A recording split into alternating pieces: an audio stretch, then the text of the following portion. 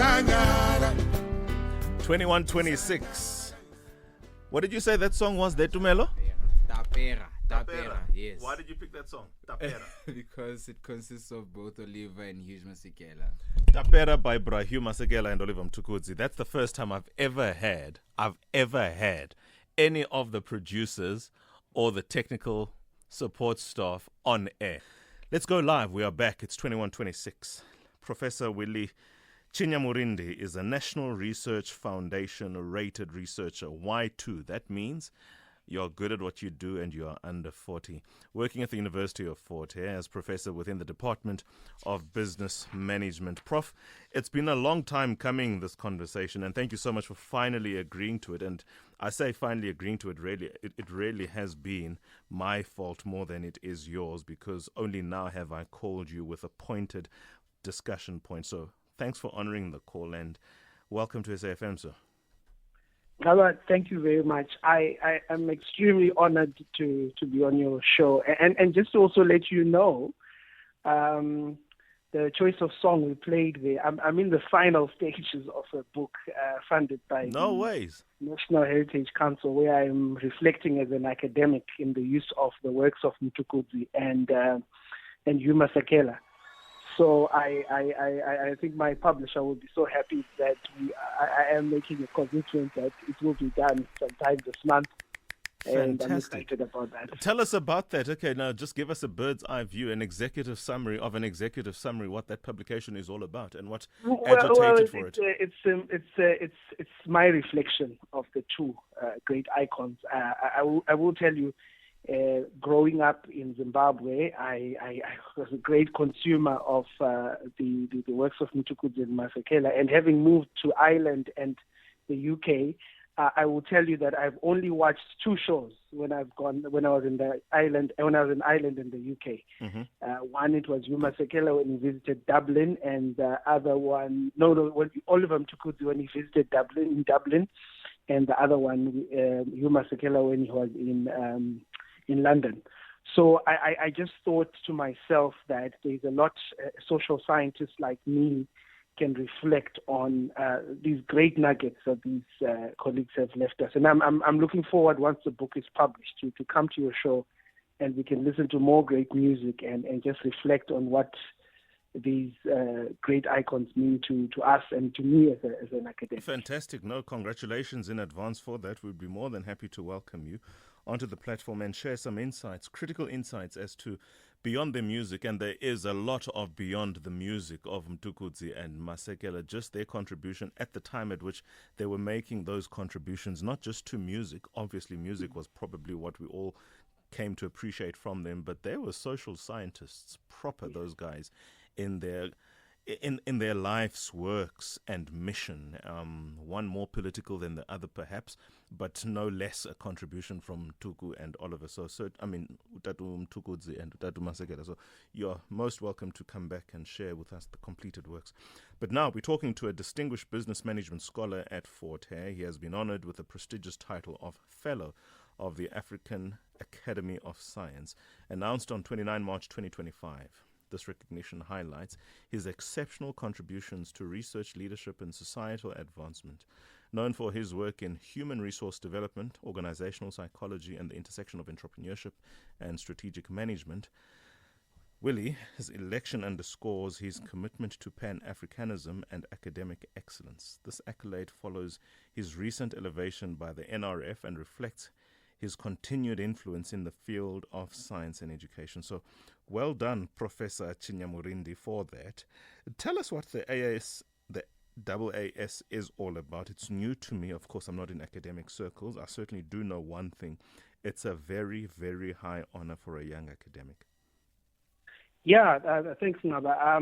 The African Academy of Science is a non-profit organization that is run on the African continent, and whose main aim is to create a platform through which African scholars, academics in the different realms of science can come together and advance the cause of the work of science on the African continent. I'll have you know that less than 1% of the world's scientific publications are produced in Africa. And that's a worrying concern, particularly if you notice the issues at play, like, for instance, the brain drain. Some of the greatest scientists that we have in the world happen to be from the African continent, operating out of the continent. But also, Africa is probably one of the most important players in the global arena, particularly in terms of its net contribution to aspects related to not just labor, but also, if you look, food security, some of the tourism, and you can pick sectors that we are very known for. So the African Academy of Science then comes into existence to be a platform through which these scholars find expression. And I think for the greatest part, I think the most of the fellows who get inducted and also become associates later on will be from what some people would call the hard sciences, areas of climate change, chemistry, biology, physics, and you name the so-called hard sciences. And what is now happening subsequently is there's a greater focus on the role and the work of social scientists. And so we've moved from being these little children who are sitting in the corner of the room to now having full expression to talk about the work that we do. And I think we owe a greater part of it to the work, to what happened during the COVID-19 pandemic, because while the vaccine was equally important to come as a solution to the challenges we were facing, there was also talk about the necessity to change mindsets, the behavior, and the role of social scientists was magnified. So the African Academy of Science has started now inducting more fellows who are more focused as well in the realm of the social sciences and humanities. So put simply, Ngaba, we are the AU of academia, where we have meetings, we engage in collaborative projects on the continent. We just are a platform that exists to recognize, as you said, big people on the continent who are doing big things to alleviate some of the challenges that we face. Let's talk about what you would have had to prove in your application or nomination, which obviously would have been peer-reviewed, and I don't imagine the fellows themselves and the necessary committees and the governing councils of the ASS would in any way do anyone there a favor. So hear it from me, as you already know, that you are a bright star whose horizon can only get higher and brighter. But of the things that you had to prove, what is it that you, as you were compiling this nomination sheet or application, you were able to reflect on some of the works that you put forward? Because this is now you expressing confidence in self and an ability to prove beyond any doubt that you have advanced knowledge in the body of knowledge in the social sciences, particularly associated with human resources. Share, please, with us some of those things that have been cutting edge or novel research areas that you were able to unearth, or some of the things, better yet, that are actually implemented in industry, things that you can say you have contributed to, because ultimately that's what a doctorate one confirms, but a professorship talks about your industry-wide contribution to the continued facilitation of teaching, learning, and research. I think the most salient, the one that stands out, is summarized in the Sustainable Development Goal number 8 on decent work and economic growth. Yeah. I think what I have done over the years, and I will tell you, my career upon finishing my PhD in the UK in 2011, I've only worked at one institution in South Africa, which is the University of Fort Hare. So over the 15 years or so, I have managed to just direct my path in focusing on this aspect of what is decent work.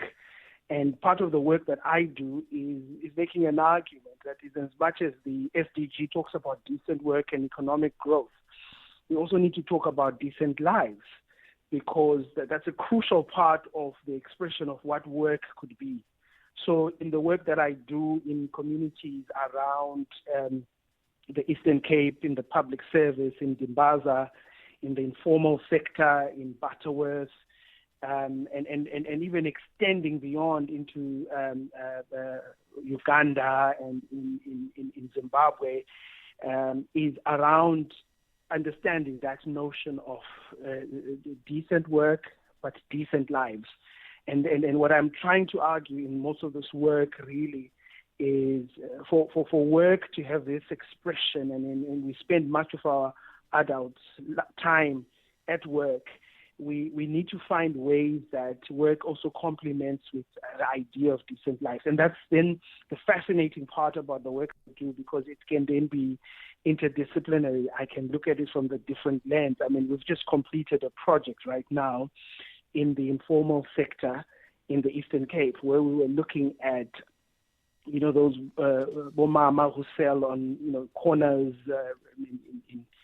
in the township, and just trying to understand what does it mean to be an informal trader, particularly at a time such as this, and how do we find room and expression of not only helping the aspect of informality to grow as a recognized sector.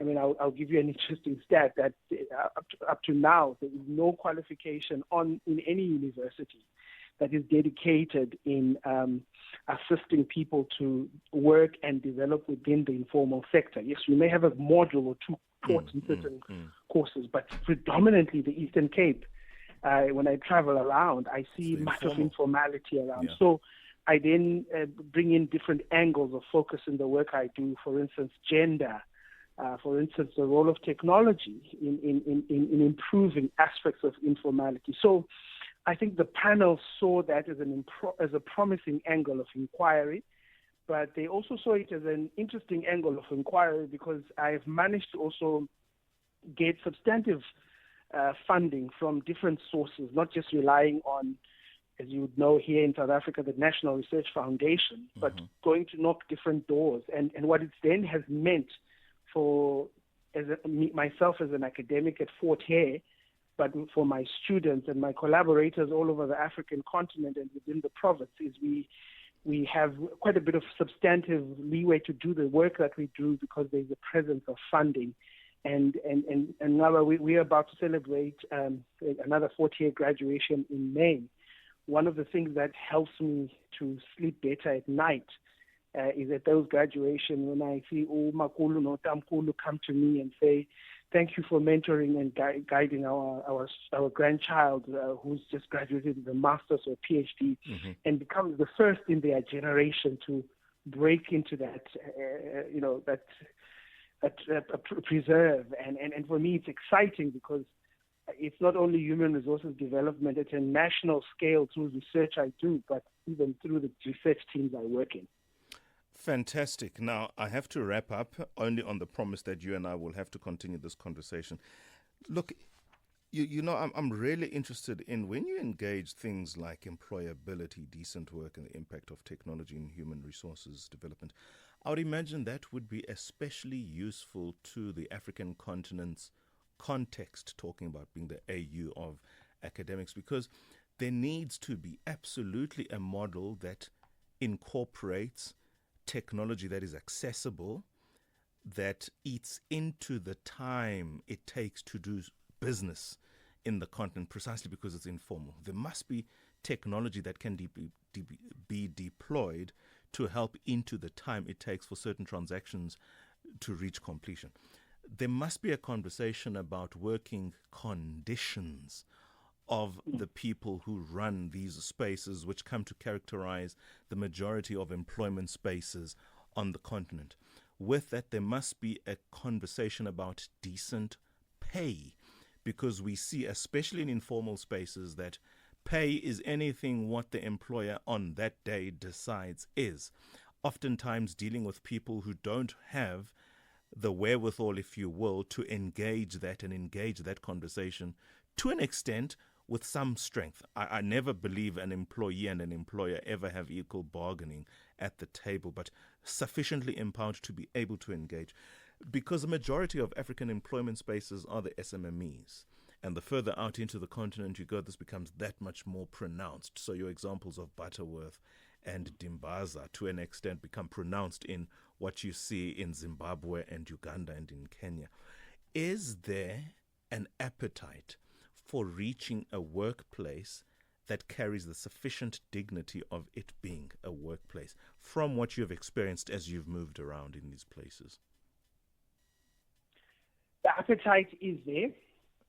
I think much of the work gets clouded in a lot of grandstanding, and also